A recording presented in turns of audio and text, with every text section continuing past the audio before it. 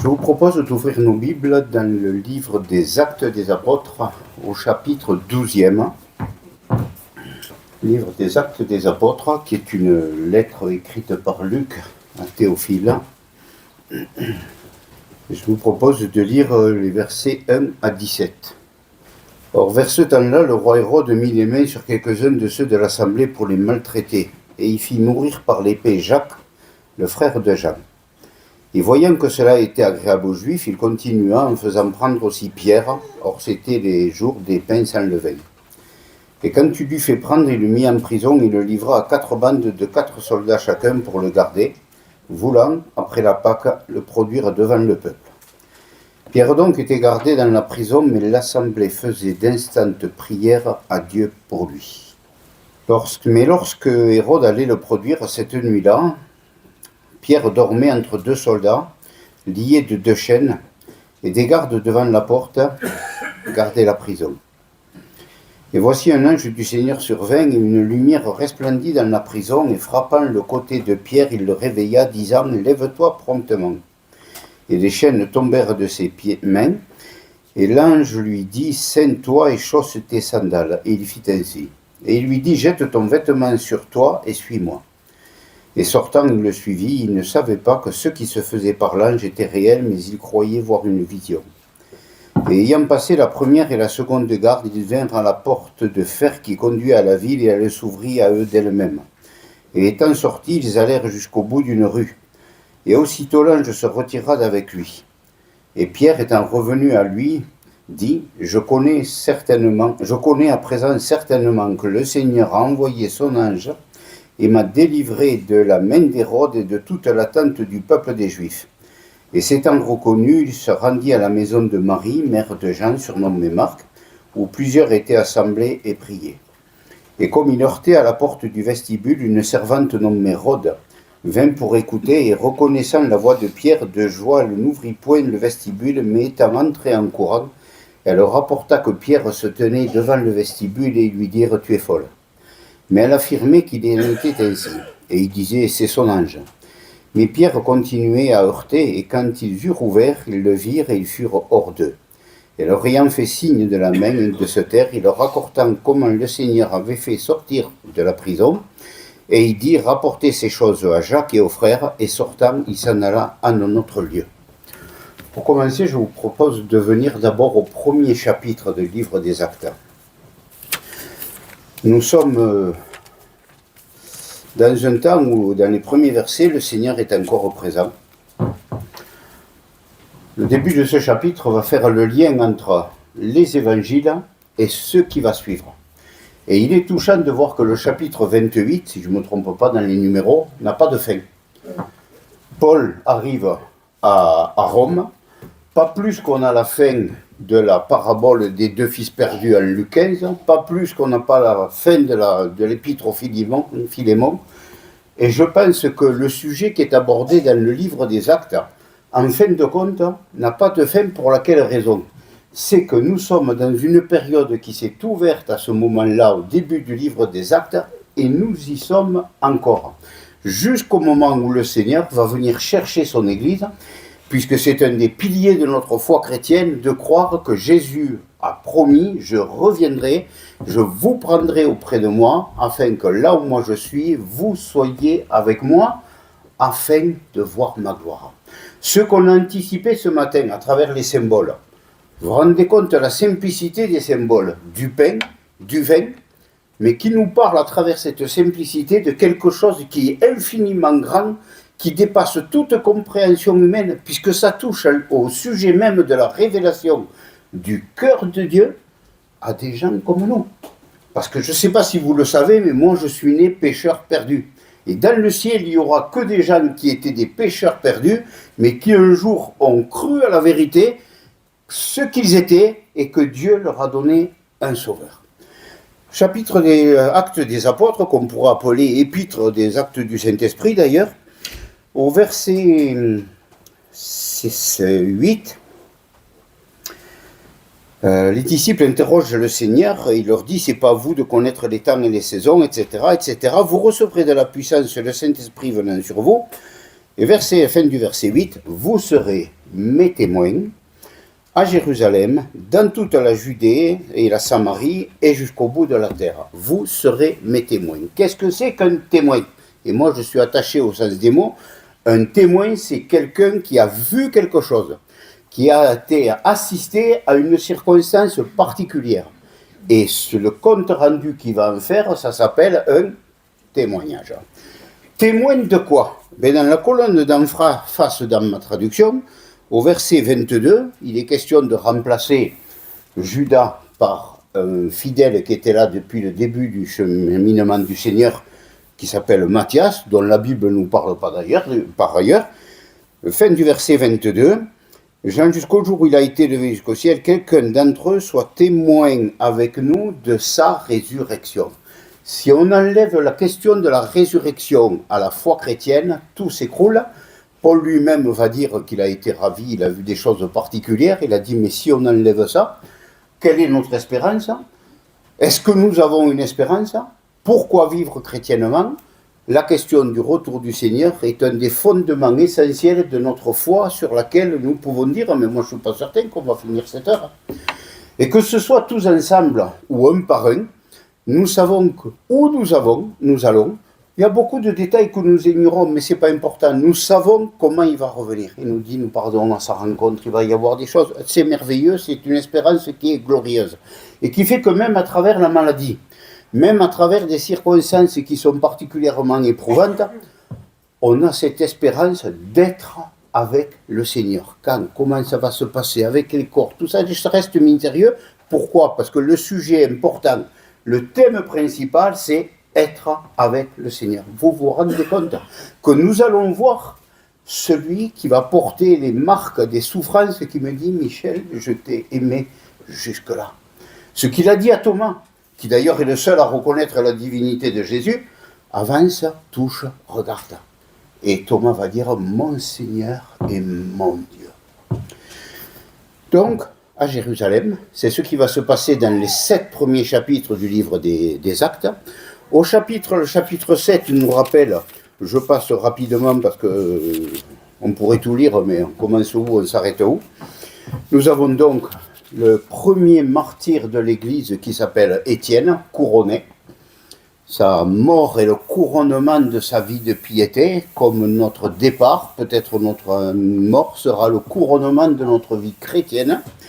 Et au début du chapitre 8, il nous dit, le découpage d'ailleurs du verset est un petit peu particulier. Seigneur, ne leur impute point ce péché, et quand il eut bu cela, il s'endormit, et Saul consentait à sa mort. Or, en ce temps-là, il y eut une grande persécution contre l'assemblée, qui était à Jérusalem, et ils furent tous dispersés dans les contrées de Judée et de la Samarie. On retrouve la même pensée au chapitre 11 et au verset 19. Ceux donc qui avaient été dispersés par la tribulation qui arriva à l'occasion d'Étienne passèrent jusqu'en Phénicie, à Chypre et à Antioche, annonçant la parole à personne si ce n'est à des Juifs seulement. Seulement, il va se passer des choses. Dans que la parole que j'ai pas citée, au chapitre 9, il y a un petit bonhomme teigneux qui a un caractère pourri au possible et acharné contre tous les chrétiens, qui va faire une rencontre et qui va le mettre par terre, dans tous les sens du mot.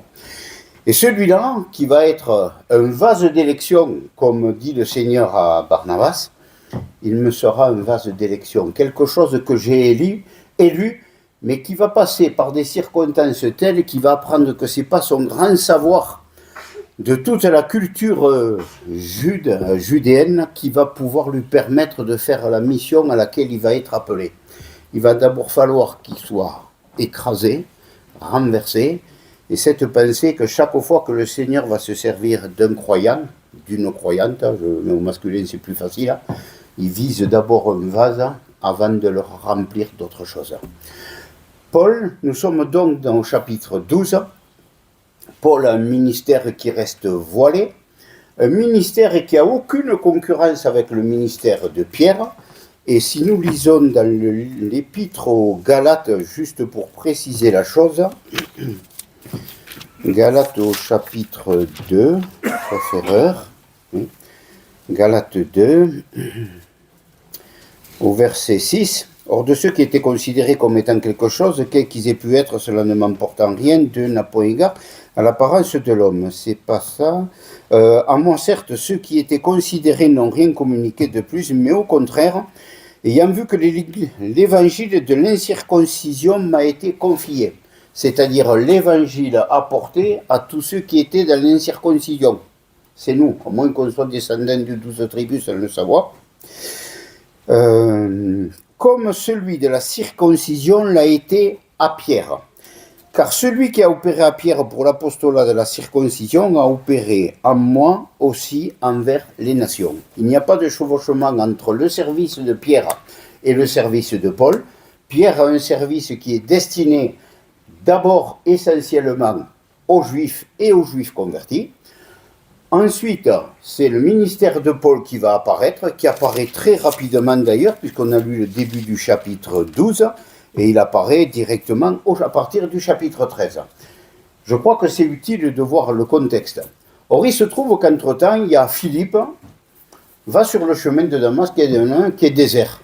Quand tu y seras, il sera plus désert, et il va rencontrer quelqu'un qui est un eunuque, sûr qu'il ne risquait pas de rentrer dans le temple. Celui-là, il était complètement banni, chassé, mais il s'est quand même venu jusqu'à Jérusalem.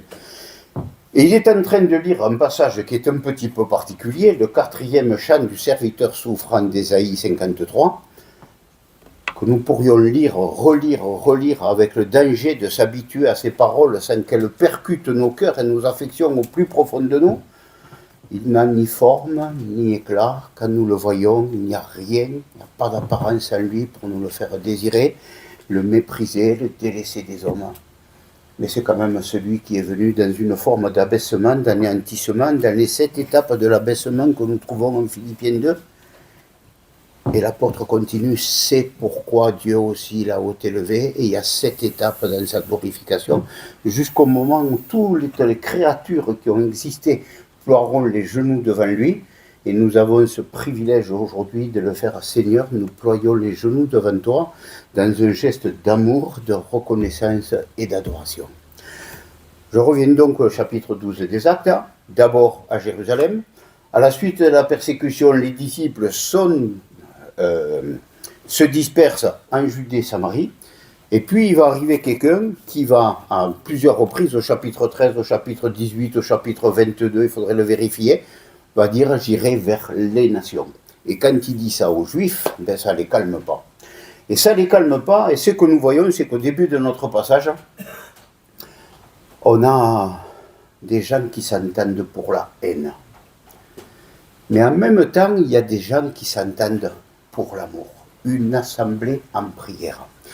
Qui peut connaître la puissance de la foi d'une assemblée en prière. Alors, la lecture que nous avons faite, c'est une histoire, un premier niveau de lecture. Voilà, il s'est passé ça, il s'est passé ça, il s'est passé ça. Toujours intéressant. Mais je pense qu'il y a une lecture qui nous impacte tous davantage. Est-ce que par naissance, nous n'étions pas ce Pierre qui était dans une prison morale et spirituelle, tel qu'il avait les pieds et les mains dans des fers dont il ne pouvait se séparer? Qui d'entre nous pouvait se sauver lui-même? Personne. Et il faut y renoncer à toujours, la parole est claire là-dessus. Pas seulement cela, qu'est-ce que je pouvais apporter qui pouvait plaire à Dieu? Ben, la seule chose que le Seigneur venu ôter entre Dieu et moi, c'est mon péché. On a cité tout à l'heure des versets qui nous parlaient de l'amour de Dieu.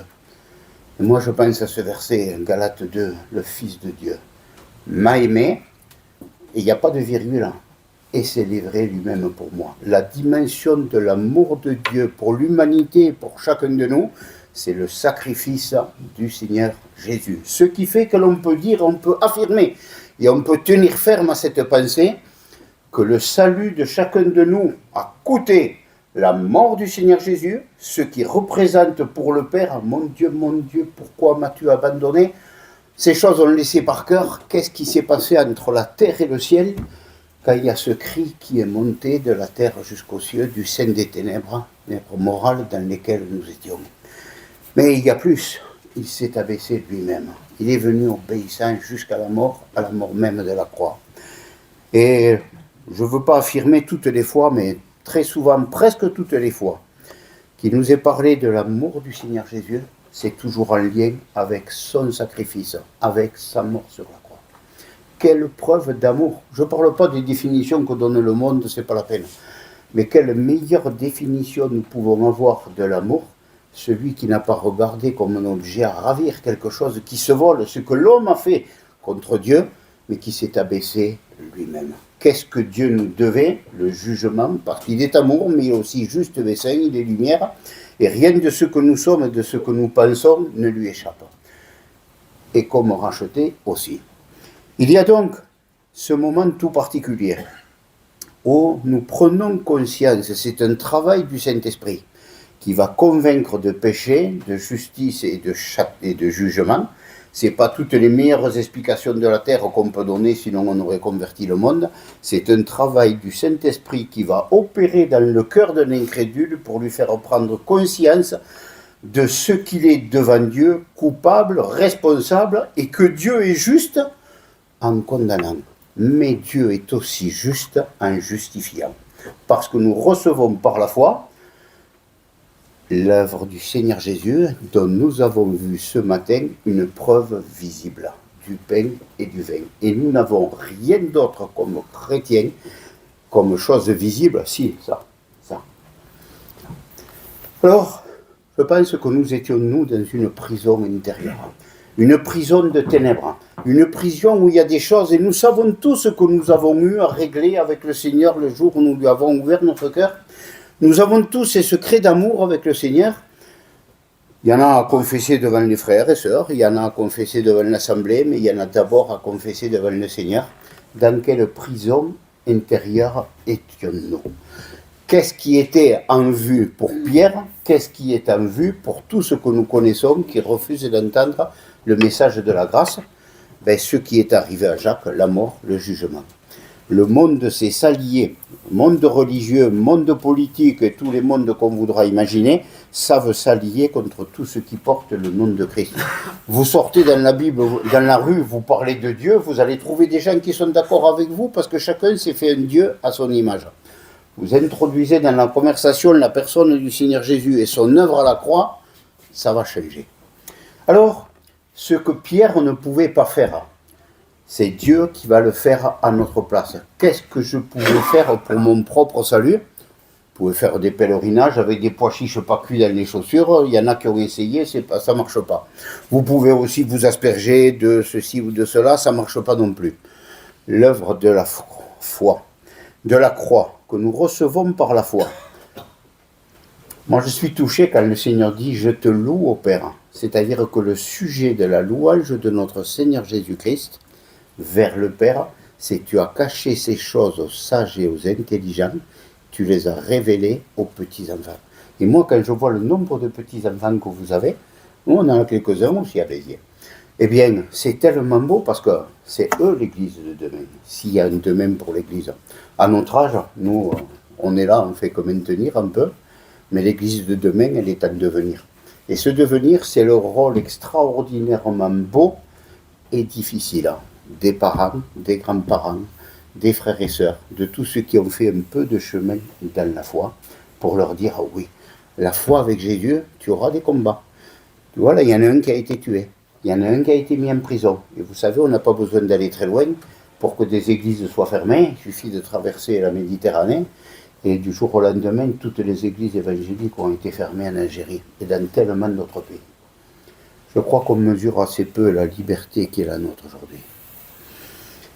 C'est un privilège, hein. Et à tout privilège est lié une responsabilité. Alors, le milieu du verset 5 commence par « mais ».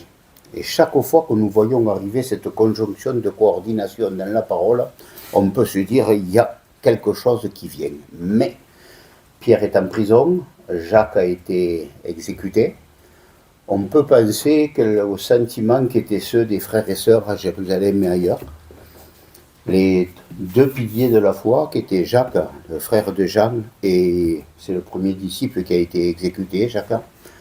Pierre est en prison. Qu'est-ce que nous allons devenir? Et la ressource, c'est toujours la même, l'Assemblée. faisait des prières à Dieu pour lui. Non, c'est pas le texte. D'instantes prières à Dieu pour lui. Moi, je me pose souvent une question, est-ce que nous croyons à ce que nous demandons à Dieu? Est-ce que nous avons la certitude de notre foi au-delà de nos sujets de prière? Pourquoi Pierre a été délivré? Pourquoi Jacques a été tué? Il y a des explications qu'on n'aura pas ici, mais ce que nous savons et que nous croyons fermement, c'est que la main qui a conduit ces éléments ne s'est pas trompée. Est-ce que nous sommes persuadés, convaincus profondément, intérieurement, qu'un croyant qui déloge entre dans une sphère de paix, de joie, de bénédiction, tellement extraordinaire, quelque chose de tellement beau? Bon, ça, on sait ce que ça va devenir, mais ça va ressusciter un jour. Alors, l'Assemblée faisait d'instantes prières à Dieu pour lui. Et ce que je trouve extraordinaire, c'est que dans une phrase qui est aussi courte, si on prend la peine de sonder chacun des mots, on voit qu'il y a un travail de l'esprit extraordinaire et qui s'accomplit dans l'Assemblée, même s'ils n'ont pas de quoi être fiers après. L'Assemblée faisait d'instantes prières à Dieu. Est-ce qu'il y a des prières qui arrivent trop tard? Est-ce que c'est plus la peine, il est en prison, Pierre, on sait ce qui est arrivé à Jacques, ça ne sert plus à quoi de prier? Ça, c'est le langage de l'impiété ordinaire, je dirais. Mais le soldat était là, ils sont 16 pour surveiller un gars qui dort. C'est pas la folie de l'incrédulité. Et comment tu peux prier? Il y a d'autres circonstances où Paul, après s'être fait massacrer, de toute façon, en prison, il chante. Bon, mais ces chrétiens, on ne peut rien en faire, ils sont quand même particuliers. Hein. Dormir en prison en sachant que demain matin, voilà. Il y a une autre question qui se pose à nous, c'est que l'ange, ce que nous ne pouvons pas faire pour nous, Dieu l'a prévu dans son conseil éternel. Jean dit à la fin de son évangile que toutes les choses qui ont été faites, comme les livres de la terre ne pourraient les contenir. Imaginez s'il était écrit toute l'histoire de la vie de chacun d'entre nous. On est combien? Une quarantaine, une cinquantaine? En sachant que nous avons une histoire avec des parents, des grands-parents, nous avons un vécu, et que ce que nous sommes aujourd'hui, ce que je suis aujourd'hui, est le produit de tout ce passé qui m'a amené à la connaissance du Seigneur Jésus, tout ce qu'il en est, et ça pour des millions et des millions de chrétiens. Je ne crois pas que ce soit une formule de littérature que Jean emploie, mais une vraie réalité. Alors, ce que Dieu fait, c'est qu'il introduit d'abord la lumière. Et la lumière qui fait quoi? Qui va venir nous éclairer. Qui ne va pas seulement éclairer la porte de sortie, mais qui va éclairer l'état profond de nos cœurs. Une lumière qui vient nous chercher, même dans ces zones dans lesquelles on n'a pas très envie que le Seigneur vienne mettre son nez, qu'on appelle les zones grises. La lumière, il est la lumière. Jean chapitre 20, dans cette généalogie voilée qu'on a en Jean 1. Un ange du Seigneur, une lumière resplendit dans la prison. Dans un lieu aussi lugubre, aussi triste, aussi angoissant qu'une prison, moi je lis, une lumière resplendit dans la prison. Quand nous sommes passés des ténèbres morales qui étaient les nôtres, pas parce que mes parents, mes grands-parents, mes arrière-grands-parents étaient croyants et on retrouve les Huguenots dans les Cévennes, pour ceux qui me connaissent, mais quand cette lumière un jour a brillé sur moi, qu'est-ce qu'elle m'a montré? L'état de mon cœur. Et s'il n'y avait pas la grâce qui nous apporte, puisqu'elle apporte le salut et elle enseigne après, nous dit Paul à Tite, qu'il y aurait de quoi être complètement découragé. Et on comprend qu'aujourd'hui, le suicide chez les jeunes soit la première cause de décès dans les 18-25 ans en France. Alors ce n'est pas des chiffres qu'on met beaucoup en avant, c'est une réalité. Des jeunes qui ont goûté à tous les plaisirs, les délices du péché, ce n'est pas le bonheur, et qui n'arrivent dans cette conclusion qu'il n'y a rien qui vaut la peine, qui fasse que la vie vaut la peine d'être vécue. C'est d'une tristesse infinie. Mais celui qui ne veut pas que les hommes viennent à la connaissance de Dieu pour être sauvés, c'est aussi celui dont les mains ont été liées, parce que pour le croyant, il n'y a plus la crainte de la mort. Nous savons que c'est un passage, soyons prudents en parole. On a connu, maman est partie il y a 1 an, on lui a porté son petit déjeuner, et quand on est venu chercher le plateau, elle avait croisé ses mains, et elle était partie. Il y a d'autres départs qui sont difficiles et qui sont différents. C'est une question qui nous échappe. Et par contre, ce qui est certain, c'est que la lumière resplendit dans la prison.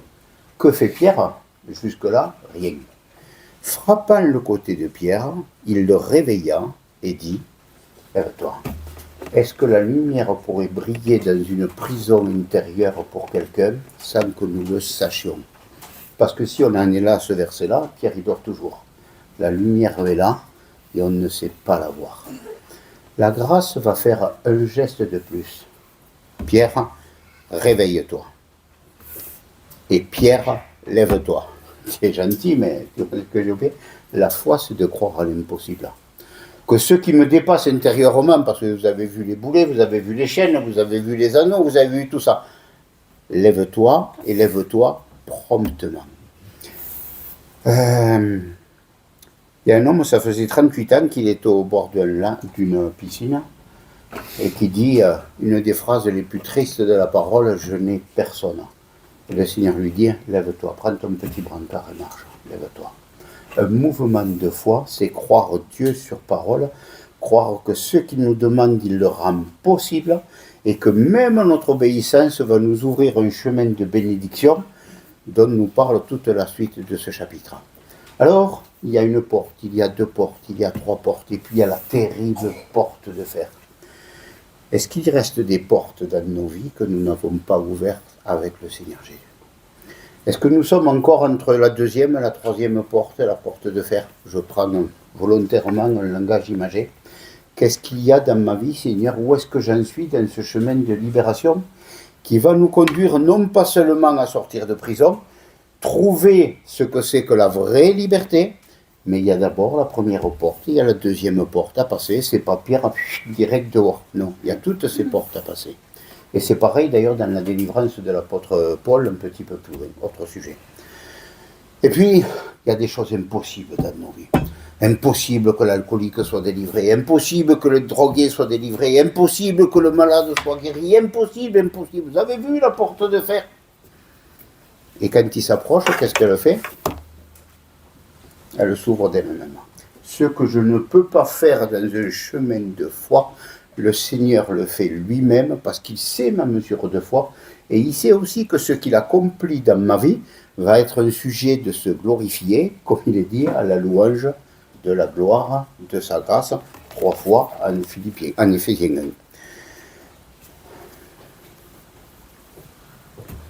Est-ce que c'est vrai? Est-ce que c'est pas vrai? Paul doute. Est-ce que c'est réel? Est-ce que c'est pas réel? Jusqu'au moment où il se retrouve dehors, et là il dit, mais c'est vrai, j'ai pas eu une vision, c'est la réalité de nos vies. Vous savez, une conversion, c'est toujours un miracle. C'est toujours un sujet de gloire extraordinaire parce que c'est toute la puissance de l'amour divin, comme on l'a rappelé ce matin, de cette grâce qui est venue vers nous pour nous chercher là où nous étions, pas pour nous faire des bons chrétiens et puis venir nous chercher après, qui est venu nous chercher dans notre misère, dans notre détresse morale, pour nous amener dans la présence de la liberté, dans la présence même de Dieu. Où va Pierre? Il sait où aller. Il sait qu'il y a une assemblée. Il sait qu'il y a des chrétiens qui sont réunis. Qu'est-ce qu'ils font? Pierre ne le sait pas, nous le savons parce qu'on a lu toute l'histoire. Et qu'est-ce qu'il fait? Il va vers l'assemblée. Est-ce que l'assemblée, le rassemblement des chrétiens, est un lieu de repos, un lieu de ressourcement pour nous, un lieu de partage? On ne partage pas tout avec tout le monde, mais ça c'est tout à fait normal. On n'a pas la même intimité avec tout le monde, c'est tout à fait normal.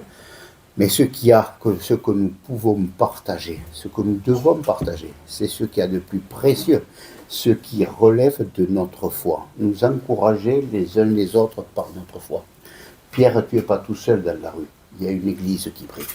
Il y a une église qui prie. Et puis, s'étant reconnu, verset 12, il se rendit à la maison de Marie, mère de Jean, surnommé Marc. Qu'est-ce que ça vient faire au milieu, ça? Moi, je ne sais pas. Il est allé, tout compte fait, on apprend qu'il y avait une assemblée qui se réunissait dans la maison d'une sœur, dont le fiston va nous écrire un évangile d'ailleurs. où plusieurs étaient assemblés et priaient. Moi, je crois que c'est une toujours excellente chose. Quand des frères et des sœurs se réunissent, physiquement, où il y a des moyens aujourd'hui qui permettent de le faire autrement, pour un sujet particulier. Avec cette sincérité, cette liberté de dire, il y a ça, on se retrouve, on va prier pour ça. On va prier pour ça. Parce que si on regarde le temps qui s'est passé, tout ça, ça se passe de même pas une journée. Entre un jour et une nuit. Même pas 24 heures. L'Assemblée s'est réunie pour prier et pour faire d'instantes prières. C'est pas Seigneur, tu sais, Pierre, ben, s'il est enlevé, comme Étienne le dit, Jean a achevé sa course. Non, là, il y a un besoin particulier. Pierre revient, il y a une servante qui s'appelle Rhodes, ça veut dire rose, ou rosier. Pourquoi on a le nom de cette servante-là ? Ne me demandez pas, je suis incapable de vous le dire. J'ai un tas de questions comme ça à poser au Seigneur quand je le verrai. Peut-être qu'on aura autre chose à faire que ça. Même pour écouter. Moi, quand je vois ça à l'Assemblée, là, je me dis, est-ce que tout compte fait, on croit à nos prières ? Est-ce qu'on croit, on est là pour évangéliser Dieu, pour lui rappeler, oui, mais c'est lui qui l'a écrit, c'est ce qu'il a écrit, il n'oublie pas, lui, nous, oui. Et Pierre est là. Et moi, je trouve que c'est triste, mais tu es folle. Tu es folle.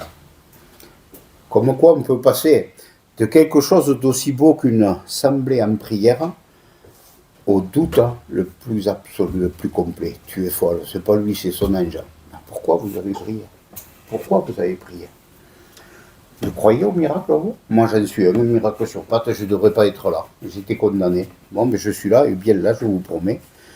Et Pierre continua à heurter, quand ils eurent ouvert, ils le virent, et ils furent hors d'eux. Dieu a répondu aux prières. Vous vous rendez compte si c'est extraordinaire ? Mais pourquoi tu pries si tu ne crois pas que Dieu va répondre ?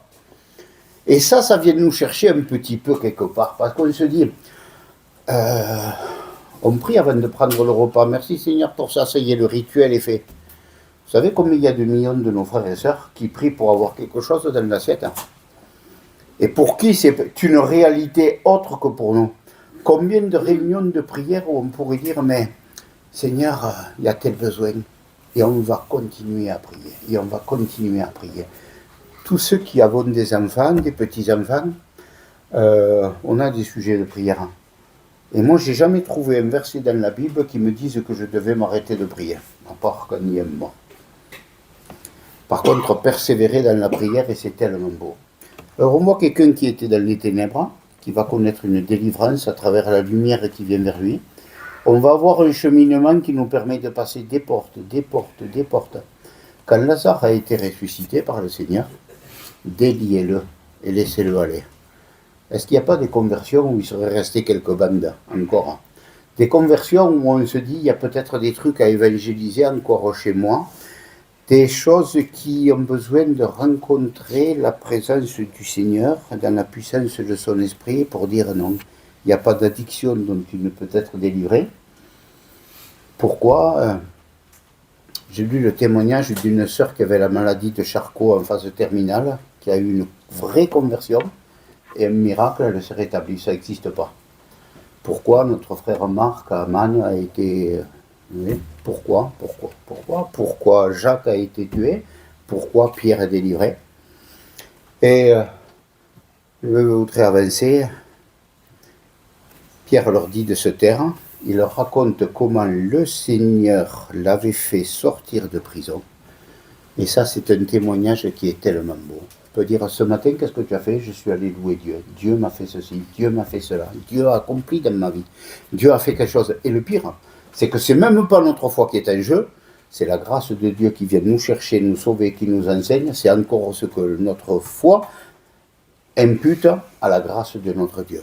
Et c'est tellement merveilleux de voir que, quelle que soit la quantité, la dose de foi que nous ayons, puisque ça c'est quelque chose qui est laissé à notre main, la source, la force, la puissance, tous les effets, ça revient à la grâce de Dieu. Rapporter ces choses à Jacques et aux frères, et sortant, il s'en alla à notre Dieu. Pierre n'apparaît plus dans l'évangile, dans le livre des Actes, sauf un rôle mineur au chapitre 15. Est-ce qu'il n'a plus rien fait? Bien sûr que non.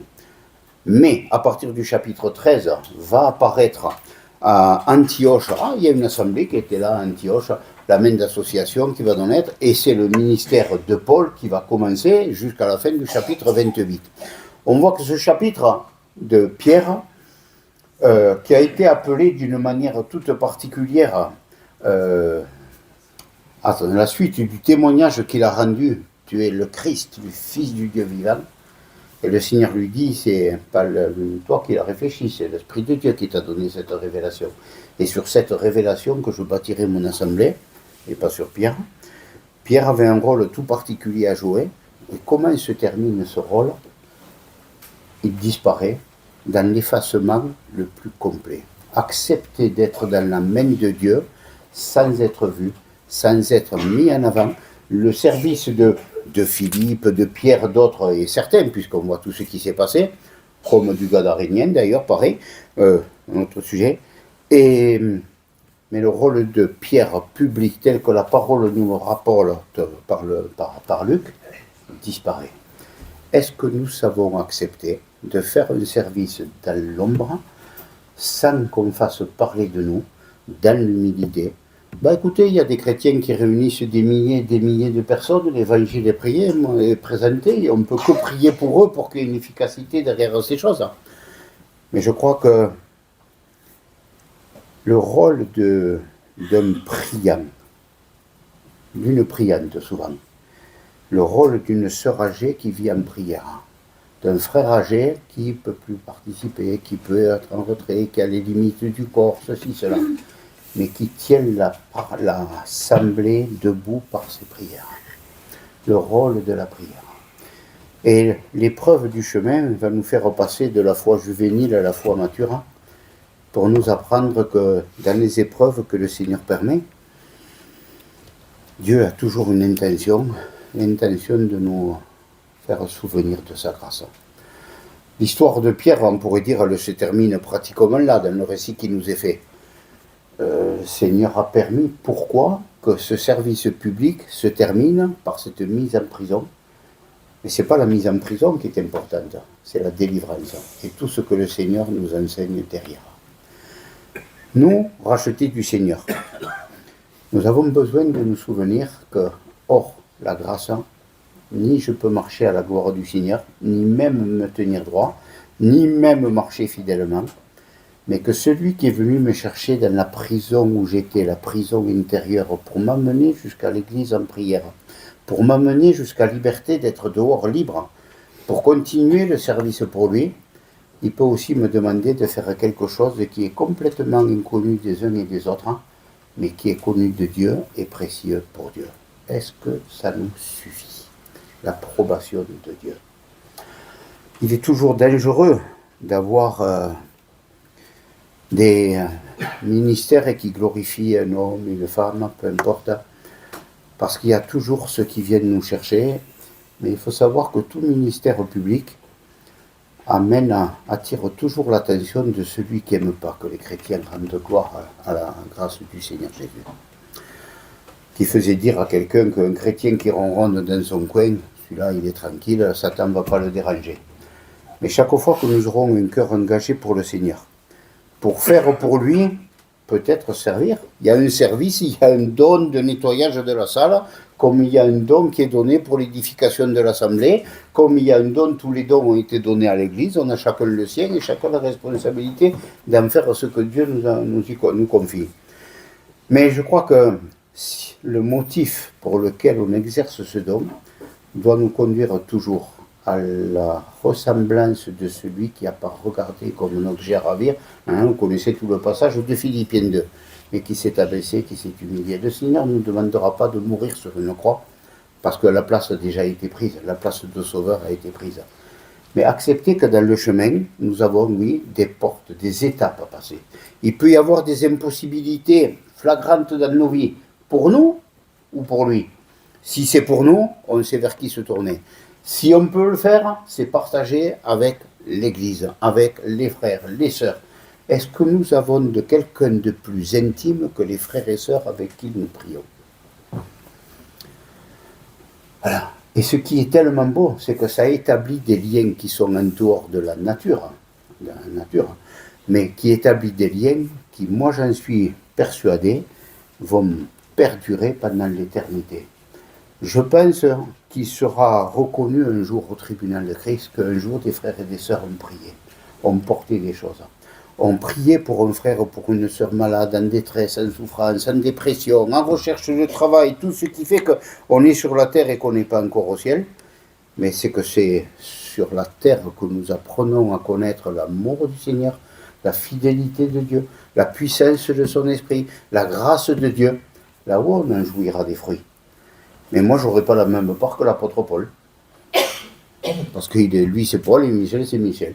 Mais d'un autre côté, savoir que le Seigneur nous appelle à marcher dans un chemin, et dans ce chemin, un jour, il nous demande de prendre un service qui est complètement dans l'ombre, mais qui est dans la lumière, dans sa lumière.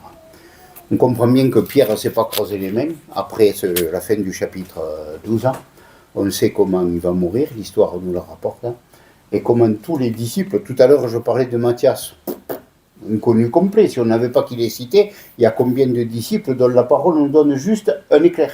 C'est comme un arrêt sur image. Par exemple, moi, il y a des choses que je ne comprends pas. C'est pourquoi on a le nom de cette servante. Je ne sais pas. Mais par contre, elle s'appelle Rose. Est-ce que ce n'est pas une fleur qui monte dans la présence de Dieu parce qu'elle a été la première à entendre taper, elle a été la première à sortir, elle a été la première à voir, la première à porter un témoignage. Et c'était peut-être le point le plus élevé de toute la vie spirituelle de cette servante, d'avoir présenté Pierre à l'assemblée en prière. Rien que ça, mais tout ça. Alors, Pierre va disparaître du livre pratiquement, à part au chapitre 15, quand il y a ce concile, mais ce n'est pas lui qui tient le rôle mineur. Mais c'est quand même lui qui va introduire dans l'Église ce qui s'est passé au chapitre 10, il a une vision, et il va faire quelque chose qui est insupportable pour les Juifs, c'est d'aller manger, non seulement chez un non-juif, mais en plus un Romain et en plus un centurion.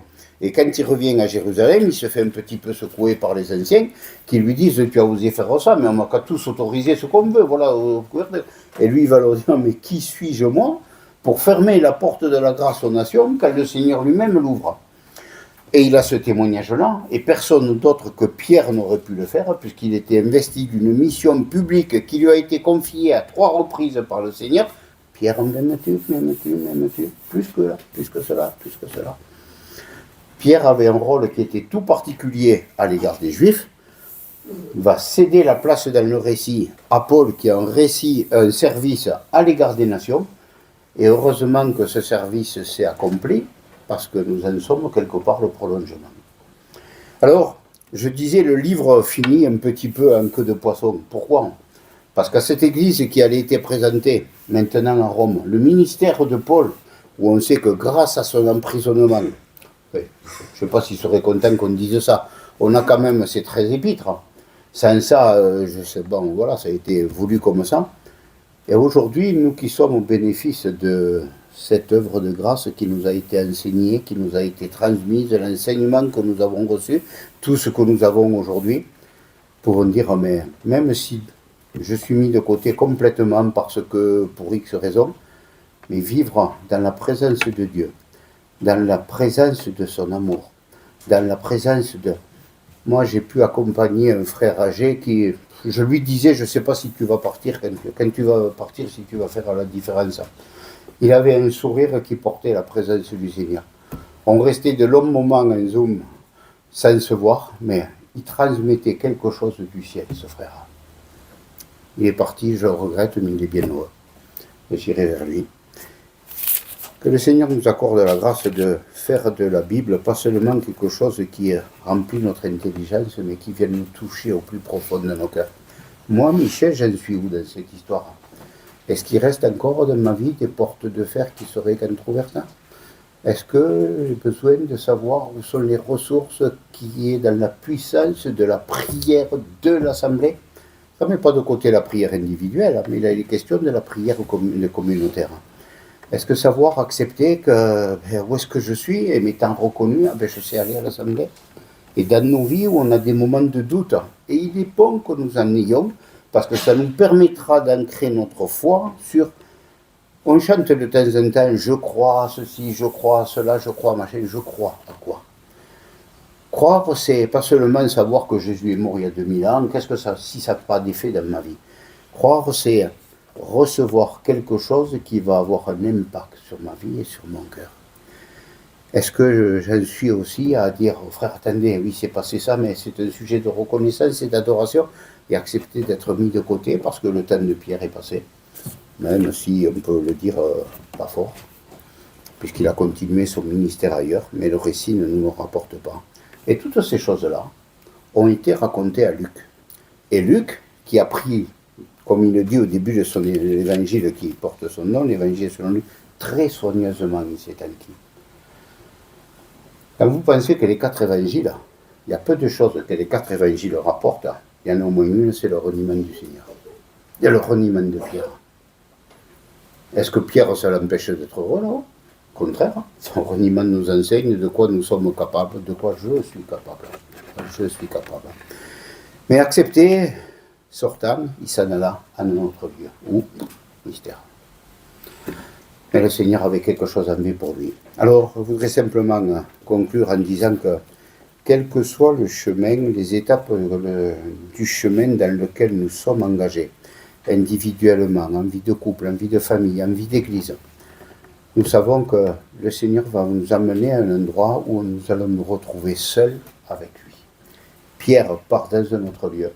Il n'est plus avec l'assemblée. Il est où? Mystère. Il est devant ce lieu. Moi, j'aurais aimé assister à la réunion de prière qui a suivi, quand les frères et sœurs ont vu Pierre délivrer à la suite de leur prière. Je dis, ça devait être beau. La façon dont on peut demander quelque chose, et puis pas oublier de remercier. Remercier le Seigneur pour toutes ses grâces, parce que quand on verra ce qu'il aura fait dans nos vies, tout ce qu'il aura fait peut-être à travers une marche, à travers un mot, à travers un sourire, à travers un geste, à l'égard de ceux que nous rencontrons. Nous, aujourd'hui, on est là pour semer. La récolte, elle ne sera pas pour nous, elle sera pour lui. Et est-ce que nous avons pour l'amour pour le Seigneur suffisant pour accepter que le point le plus élevé de mon service pour lui, c'est d'être mis dans l'ombre? Alors, ça percute un petit peu notre sentiment chrétien. Bon, oui, c'est comme ça. Comme Paul, il a fallu qu'il soit en prison pour qu'on ait les épîtres. Mais il va quand même dire dans l'épître Timothée, il y a un tel qui m'a cherché très soigneusement, il m'a souvent consolé. Le service d'amour entre frères et sœurs, c'est pas seulement dans la prière. Savoir écouter, savoir parler. La grâce du Seigneur vient nous chercher, toujours là où nous sommes, mais toujours pour nous élever et pour nous faire avancer dans la connaissance du Seigneur Jésus. Et je m'arrête avec ce simple verset, le connaître